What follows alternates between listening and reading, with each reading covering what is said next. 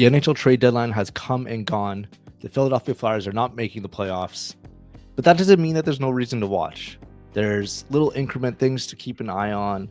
There's little nuggets of information we could find out. And I think that's what we're going to focus on with the video today. It's finding out what exactly we should be looking for throughout these last 15, 16 Flyers games that we could find out, or maybe there's something interesting that'll happen later on.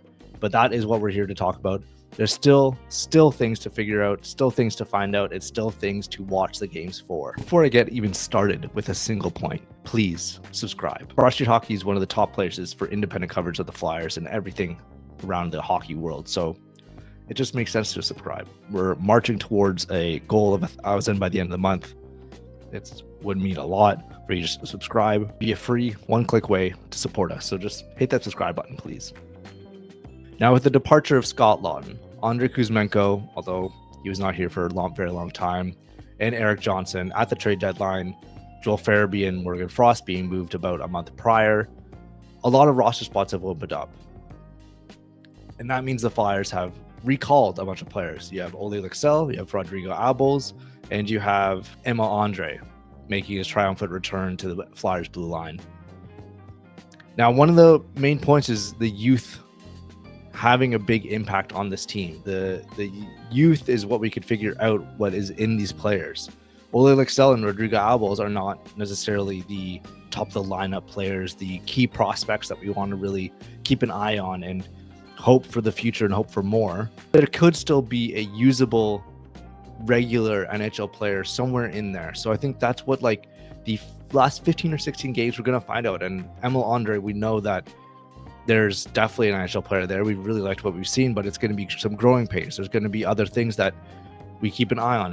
Can he keep up physically? Can his offense maybe shine through? We know defensively he's decent, but can that really be a key part of his game? Does his presence make suddenly the blue line a little bit smaller, and someone is going to have to move out eventually? These are things that we're going to find out just by the players coming up, and maybe later we'll see some new faces. And that's where I get with my second point. The potential newcomers to this team. Of course, with the late season, you get the other leagues shutting down, the other leagues finishing, going to the playoffs, and the non-playoff teams with their rosters, just players, drafted prospects coming through. And for the Flyers, that means some interesting prospects potentially having their season ended and being able to join the team eventually. Of course, the main guy that everyone is looking forward to seeing more is Jet Luchenko. Of course, he's on the OHL's Gulf Storm. He is a player that already made the team, so we've seen him in the orange black already, and now we just kind of want to see more. He has 5 games remaining before his contract year burns up, so he has that in his pocket, and the Flyers have that available for them before they have to really make a decision about his future contract. But the prospect of Jet Luchenko being added to this team is really enticing. Of course, the Flyers' center depth is abysmal, and he would provide a little bit of a jump and some interest to the team that we didn't really see. And now there are some other names, because obviously the Flyers have used 3 call-ups on Lycksell, Abols, and Andrae already. The NHL allows teams 4 call-ups after the deadline, so the Flyers have just 1 more to use. And how they use that will be interesting. Now, from everything that we've seen, Luchenko would count as a call-up. He would technically get loaned back to the team, recalled from loan because he's under contract, go through the AHL, and then up to the NHL. So it would be a recall. And that's from what we've seen of past examples, like Pavel Zacha, when he, in 2016, after he was done with the Sarnia Sting, he was technically it was a transaction to go through Albany, then their AHL team, and then up to New Jersey Devils. So he would count as one. The other interesting option is Nikita Grubenkin. He was the player the Flyers got back as part of the Laughton deal. He is 22 years old, so he's not going to shy away from kind of a physicality. He's definitely not at risk of being too young for the NHL and too unready. So there is an enticing part of it, and just to see also the part of the return already in the AHL would be kind of nice. Another kind of wild card player, and we don't really know how deep he'll go because Western Michigan is a pretty damn good team, is Alex Bump, the left winger out of Western Michigan. He is probably going to go pro this season, as soon as his college season ends, but that might be towards early May, so that'll be too late. Maybe for the AHL playoffs, but we're talking about the NHL right now. Hell, and maybe we see none of these players that I've already mentioned. Maybe we see Hunter McDonald be on the blue line because of some injuries or just poor performances. Maybe we see Samu Tuamala kind of make his NHL debut. Regardless, there's going to be someone coming up that is either an 18-year-old returning to the Flyers or someone young enough that's exciting and a prospect making their Flyers debut. The third point is all about goaltending. It's a tricky spot for the Flyers right now. You have Sam Ersson, you have Ivan Fedotov, and then Alexei Kolosov's in the AHL. Fedotov, we know what he is. We know that we don't think he's an NHL backup. He's probably better suited playing in the KHL, honestly. That's a conversation and a whole other deal that the Flyers are probably going to have to deal with this summer. But Sam Ersson is a player that has so much potential. Just 25 years old, has played in the NHL enough that he could be like a really decent 1B in his tandem. That's, I think, his realistic possibility. And of course, we've seen players and starters start their careers at 26, 25 years old, and that's already older than Ersson is right now. So there's a little bit of runway this player has. So I think for the rest of the season, although he's playing pretty poorly right now, can Ersson do enough that the Flyers don't have to go out and find a replacement? We all know that the Flyers are probably going to address some of the goaltending. If they come back with an Ersson Fedotov tandem next season, then we know that it's probably going to be a tank season. But that's not the Flyers. That's not the Flyers' MO right now, is that they kind of just want to steadily improve. And I think that goaltending, they will address it. So now it depends on how Ersson performs. Is Ersson going to play well enough that they don't have to go out and get the Aiden Hill, the Frederik Andersen, the past starters as UFA free agents, or possibly trade for a low-end starter that ultimately just replaces Ersson, and then he's bumped down to playing 30, 40 games in the next season? That would be the worst-case scenario for Ersson if he really, really performs poorly for the rest of the year. If he doesn't, if he shows decent, if he has that pre-Four Nations month that he had, I think it was like a 9-12 save percentage or something, a pretty decent stretch of. If he does that, then I think that would be enough that to instill some confidence in him and possibly still get a veteran, still get a guy that will be there as some support and more support than the unstable Fedotov. But it wouldn't be spending $4 million, $5 million for a couple of years to just get someone stable and ensure that goaltending position. I think the rest of the year, how it's going to play out, could affect it for how the Flyers are going to do their business this summer. And now, sticking with specific player performances for our fourth reason why people should probably stay tuned into the Flyers is Sean Couturier. Of course, the captain, we know him, we love him.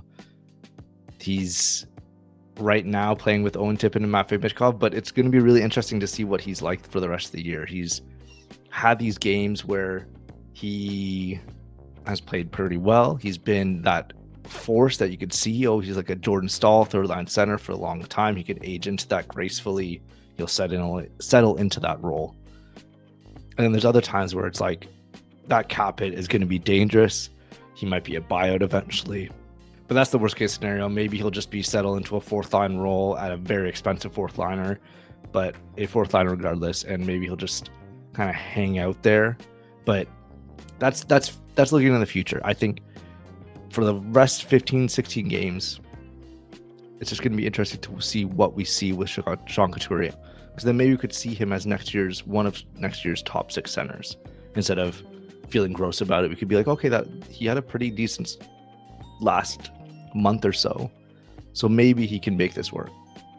Another player that is going to be really interesting to see how he finishes the season is Jamie Drysdale. 22-year-old defenseman, has really upped his game. He's scored a couple goals in a row. He's really playing well, decent on both sides of the puck. And how he finishes the season is really going to be a big portion of the impression that we're left with. Heading into the season, we really hoped that all he did was just play a healthy 82 games. He already missed a month, so that failed, but not like entirely, because he's shown that he's could be just a capable regular NHL defenseman. And I think that a lot of people would have taken that after last season. And now he's showing a little bit of improvement, a little bit of jump, and being so young, losing so much development time to injury or just being in the Anaheim Ducks organization, honestly. Now that we're getting to see kind of him fulfill some of that potential. And if he can continue this stretch for the last month of the season, then we can cement him more as a steady presence offensively and reliably enough to be aware defensively that we can see him kind of just be more regular, be more present, be more aware and active as a defender. Then maybe we could hope for a little bit more next season. Maybe we could see him not just stay at 15, 20 points this season, but reach that 30, 40 point potential that he might have and really stabilize the top four and bring a different dynamic to it. And that'd be really nice to see. And if he's continues this rocket ascension for the last 15 or 16 games for the Flyers, that I think we can feel a little bit more comfortable predicting that. And finally, we'd be amiss to not talk about Matvei Michkov this entire time. It feels honestly rude to not mention the star rookie. And maybe it's a case of best for last, but watching Michkov is obviously magic. He used that Four Nations break as a time for rest and recentered himself, and we've seen him be so much more effective since then. So now it's just going to be a matter of, what do you have for the rest of the year? What stamp do you want to put on your rookie year and leave us with, oh, he could score 100 points next season. This is going to be crazy. If the power play clicks, then, oh, we could dream big. We could dream not, yeah, like we said, 90, 100 points. Or is it going to be, he's still going to have some growing pains. There's still some issues with how the coach wants to treat him. That's another question if he's still here. But I think with Michkov, it's obviously, he's a lot of the reason why people are tuned in still, or even started tuning into the Flyers. So obviously he's going to be a reason that people stay tuned in for the final month of the Flyers regular season. Not perfect. It's not a push for the playoffs. It's not a star-studded roster that you are just hoping to see so many things happen. But there are little incremental things, little nuggets of questions that we have. And maybe we'll get some more answers. Maybe we'll have more questions by the end of the season. But even having more questions, that's more interesting as itself already. So if you come this far in the video, you're probably already going to watch the rest of the Flyers season. So hooray.